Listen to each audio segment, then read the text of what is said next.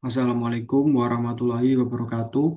Perkenalkan, nama saya Miko Indrianto dengan NIM 2350501001111161. Di sini saya akan menjelaskan tugas saya untuk memenuhi tugas mata kuliah Sosiologi Peternakan kelas E1. Pada kesempatan kali ini saya akan menjelaskan masalah yang cukup serius di industri saya yang saya ampu, yaitu industri peternakan, yang mengenai kasus yang berjudul penyakit mulut dan kuku hewan ternak terus meluas. Mengapa masyarakat perlu khawatir? Jadi ini adalah poin-poin yang akan saya bahas. Yang pertama yaitu gambaran umum mengenai penyakit mulut dan kuku. Yang kedua yaitu kelompok sosial yang terlibat dalam terjadi interaksi. Yang ketiga yaitu strata sosial dan social mobility. Dan terakhir yaitu solusi melalui kultur universal. Jadi, apa itu virus penyakit mulut dan kuku? PMK atau penyakit mulut dan kuku adalah penyakit hewan menular bersifat akut yang disebabkan oleh virus. Penyakit ini berasal dari virus tipe A dari keluarga Picornaviridae genus Aptovirus. Dan masa inkubasinya yaitu antara 2 sampai 14 hari. Penyakit ini rentan menulari hewan ternak seperti sapi, kerbau, unta, gajah rusa, kambing, domba, dan babi. Penularan PMK pada hewan ternak ini berlangsung melalui kontak langsung maupun tidak langsung. Penularan secara langsung dapat melalui droplet, leleran, cairan hidung, dan serpihan kulit pada hewan yang terinfeksi virus. Sementara itu, penularan secara tidak langsung terjadi pada faktor hidup, yaitu manusia dan hewan lainnya. Virus yang menempel ini juga menular melalui mobil pengangkut ternak, peralatan, alas kandang, dan lainnya. Sapi yang terinfeksi PMK juga menunjukkan tanda-tanda yaitu kerap menggosokkan bibir, menggertakkan gigi, dan mengeluarkan air liur. Selain itu, pada kasus sejumlah sapi yang terinfeksi mengalami pincang karena luka pada kaki yang berakhir dengan kuku lepas. Teori sosiologi untuk mengatasi yang pertama yaitu teori fungsionalisme.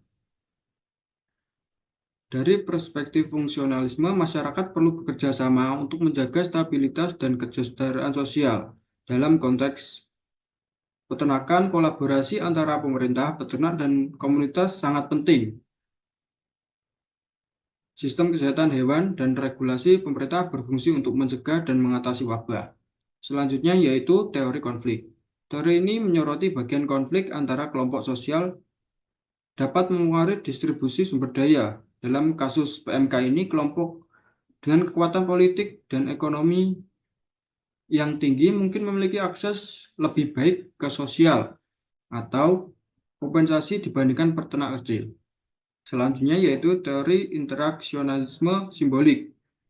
Teori ini fokus pada bagaimana individu dan kelompok berinteraksi dan membentuk makna sosial.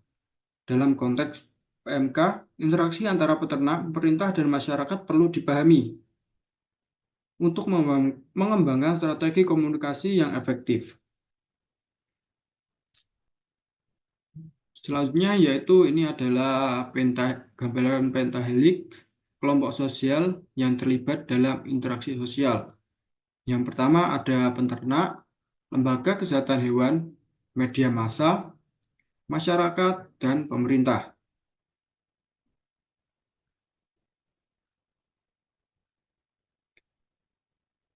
Yang pertama yaitu interaksi antara peternak dan pemerintah. Peternak harus berinteraksi dengan pemerintah untuk mendapatkan informasi, dukungan, dan bantuan terkait pengendalian penyakit. Ini bisa mencakup laporan kasus, mengikuti program vaksinasi dan penerimaan bantuan teknis, Pemerintah melalui Dinas Pertanian dan Peternakan menyediakan pedoman dan bantuan untuk mengatasi wabah tersebut. Interaksi ini penting untuk memastikan peternak dapat menangani penyakit dengan efektif dan mengurangi dampaknya pada ternak mereka. Selanjutnya yaitu kepedulian pemerintah dan tindakan masyarakat. Masyarakat umum perlu menyadarkan potensi dampak dari wabah PMK dan juga pemerintah juga harus memberitahu apa dampak ketika mengonsumsi daging yang sudah terkena wabah dari PMK, baik secara langsung maupun tidak langsung. Interaksi sosial di sini mencakup diskusi di komunitas lokal tentang risiko penyakit tersebut dan bagaimana hal itu dapat mempengaruhi pasokan pangan, harga daging, dan produk susu. Kesadaran masyarakat bisa mendorong dukungan untuk tindakan pencegahan dan penanggulangan yang lebih luas. Selanjutnya yaitu peran media dalam penyebaran informasi dan masyarakat.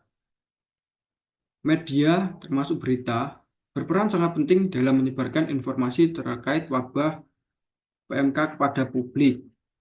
Interaksi sosial ini melibatkan penyampaian berita kepada masyarakat yang membutuhkan informasi akurat tentang cara melindungi hewan ternak dan langkah-langkah yang harus diambil oleh para peternak untuk menangani wabah supaya tidak menyebar ke ternak lainnya. Media membantu membentuk persepsi publik dan mendorong tindakan preventif. Selanjutnya yaitu hubungan antara peran media massa dan lembaga kesehatan hewan. Lembaga Kesehatan Hewan kerjasama dengan media massa untuk memberikan update berkala tentang situasi terkini, langkah-langkah penanganan, dan rekomendasi. Media massa membantu menjaga transparansi dan memastikan bahwa informasi yang diperlukan sampai ke publik dengan cepat dan jelas. Dengan melaporkan perkembangan kasus dan tanggapan dari lembaga kesehatan hewan, media membantu memastikan bahwa tindakan yang diambil oleh lembaga-lembaga tersebut sesuai dengan standar dan efektif dalam mengatasi masalah ini, dapat meningkatkan akuntabilitas lembaga kesehatan hewan di mata publik. Dan yang terakhir yaitu tindakan koordinasi antara lembaga kesehatan hewan dan peternak. Lembaga kesehatan hewan berkolaborasi dengan peternak untuk melakukan pemeriksaan, vaksinasi, dan pengendalian penyakit lebih lanjut, supaya para peternak bisa mengambil tindakan apa yang harus mereka ambil. Interaksi sosial ini mencakup pelatihan dan pengarahan kepada peternak tentang cara mencegah dan mengobati PMK, serta memberikan informasi tentang langkah-langkah pencegahan yang harus diambil.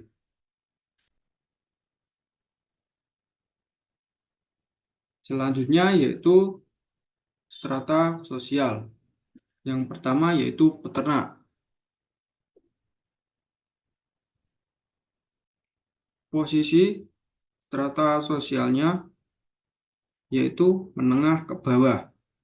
Alasannya yaitu banyak peternak, terutama peternak kecil, memiliki akses terbatas ke modal teknologi dan informasi. Mereka seringkali menggunakan metode tradisional dan bergantung pada praktik yang sudah ada. Pendapatan mereka sering tidak stabil, tergantung pada cuaca, harga pasar, dan permintaan yang menghambat mobilitas sosial. Pemerintah posisi stratanya tinggi, dikarenakan pemerintah memiliki kekuasaan untuk membuat dan mengubah kebijakan yang mempengaruhi industri peternakan, termasuk regulasi, subsidi, dan dukungan bagi peternak yang memiliki akses ke sumber daya yang lebih besar untuk pengembangan program dan inisiatif yang mendukung sektor peternakan. Selanjutnya yaitu lembaga kesehatan hewan, posisi stratanya menengah ke tinggi, dikarenakan lembaga ini memiliki pengetahuan dan keahlian yang penting dan menjaga kesehatan hewan yang sangat berpengaruh terhadap keberhasilan industri peternakan. Mereka berperan dalam menetapkan standar dan protokol kesehatan yang memberi mereka posisi yang lebih kuat dalam industri. Yang ketiga media, yaitu posisi strata menengah. Alasannya yaitu media memiliki kemampuan untuk membentuk opini publik tentang isu-isu dalam industri peternakan. seperti kesehatan hewan, praktik berkelanjutan, dan keamanan pangan meskipun tidak memiliki kekuasaan langsung dalam pengambilan keputusan. Dan yang terakhir yaitu masyarakat posisinya strata menengah ke bawah hingga menengah. Dikarenakan masyarakat berperan sebagai konsumen dan preferensi mereka dapat mempengaruhi praktik peternakan. Namun posisi sosial mereka sangat tergantung pada latar belakang, ekonomi, dan pendidikan. Masyarakat yang lebih terdidik memiliki pengaruh lebih besar dalam mempromosikan praktik berkelanjutan dan kesehatan hewan, sementara masyarakat dengan akses informasi terbatas mungkin tidak memiliki suara yang sama. Selanjutnya yaitu social mobility. Mobilitas sosial dalam industri peternakan dapat dicapai melalui peningkatan akses pelatihan, dukungan pemerintah, kesehatan hewan, pengaruh media, dan kesadaran masyarakat. Semua faktor ini saling terkait dan berkontribusi untuk meningkatkan taraf hidup peternak kecil. Secara keseluruhan, dalam industri peternakan terdapat peluang untuk mobilitas sosial baik secara horizontal maupun vertikal. Mobilitas sosial ini sangat dipengaruhi oleh akses terhadap sumber daya, pelatihan, dan dukungan dari berbagai pihak seperti pemerintah, lembaga kesehatan hewan, dan masyarakat. Upaya untuk meningkatkan akses ini dapat membantu peternak kecil meraih mobilitas yang lebih baik. Solusi melalui kultur universal. Yang pertama yaitu sistem bahasa, yang kedua sistem pengetahuan, yang ketiga teknologi, dan yang terakhir sistem ekonomi. Untuk mengatasi kasus penyakit mulut dan kuku pada ternak secara efektif, penting untuk mempertimbangkan berbagai unsur kultural universal. Pertama, sistem bahasa harus diperhatikan dengan memastikan informasi mengenai PMK tersedia dalam bahasa lokal dan dialek yang dipahami oleh semua peternak. Penyuluhan harus dilakukan dengan cara mudah dipahami, menggunakan istilah yang jelas dan sederhana. Selain itu, pengetahuan tradisional peternak dengan praktik kedokteran modern dilakukan dengan melibatkan peternak dalam dialog dua arah.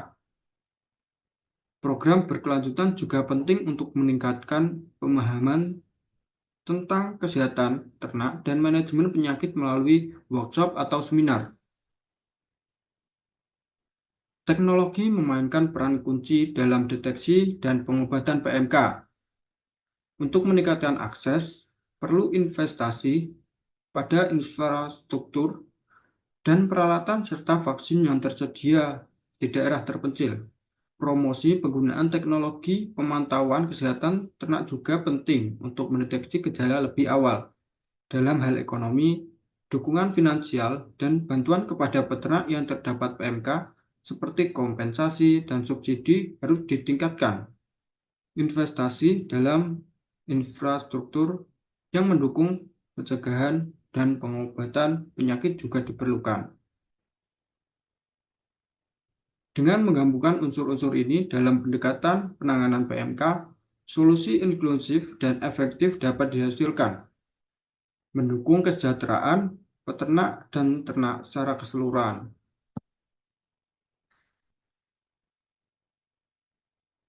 Jadi itu saja yang dapat saya sampaikan pada penjelasan mengenai kasus saya ini. Terima kasih. Apabila ada salah-salah kata, saya minta maaf. Sekian, wassalamualaikum warahmatullahi wabarakatuh. Terima kasih.